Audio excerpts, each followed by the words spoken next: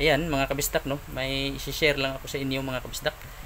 So mas maganda para talaga daw yung nakatahi kaysa dikit. So yan po ang gagawin natin nito mga libro mga kabistak. Tatahiin natin tapos takipan po natin ng duct tape dito. So ayan po mga kabistak, no, yan ang gagawin natin ngayon. Magtahi ito kasi dikit lang po ito. So ayaw ng may-ari kasi hindi daw matibay. So mas maganda nga daw talaga yung nakatahi, yung gaya ng mga bookbind natin, naka hardbound, nakatahi po yung gilid. So 17 piraso na ganyan libro na po siya. Kaya lang tatahiin natin para mas matibay. Alright mga kabistak, ito ang butas po dito mga kabistak ay tatlong butas lang.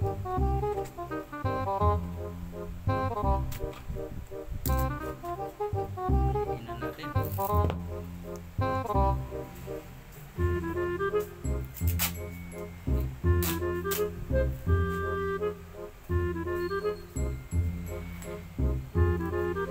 Mas maganda pa rin daw yung tahi talaga sa ganitang dikit.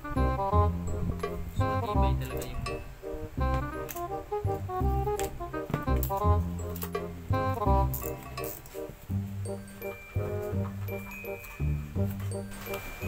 tapos timpok. Tapos sa timpok kinortilyo.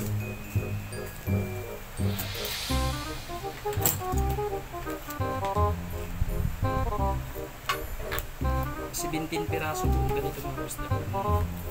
Tatahiin lang natin. Wala tayong ibang gagawin dito, tahi. Tsaka ay tape pala. Pagkatapos natin tahiin, i-tape para hindi makita itong tahi.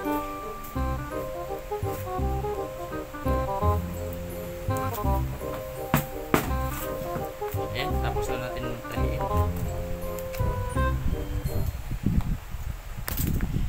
So ayan po mga kabistak na. Ayan, natapos na natin tahiin. So, tatlong butas lang yung ginawa natin. Isa, dalawa, tatlo. So ayan. Ito, hibali ito na po yung pinaka-cover niya. Ginawa lang natin, puputasan natin tapos tatakipan natin to ng double siding tape ay duct tape. Duct tape yung pagtakip natin dito para hindi po siya makikita itong tahi natin.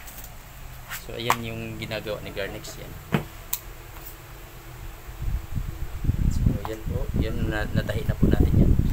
Ito, ito nabutasan na natin, hindi pa natin natahi. So ito natahi natin. So ito na po siya mga kabasdak. Ganito lang yung gawin natin. Ayan. So yan lang. Ganito na siya. Tapos na po ito. May tahi na. Tapos kita nyo may tape na siya. Yan lang yung pangtakip sa yun sa tahi natin. So blue ang gusto niyang tape. So mas maganda nga nito sana black na duct tape ang gamit. Pero blue yung gusto niya. Sa likod ganyan din po siya sa likod. So ayan mga kabistak, no.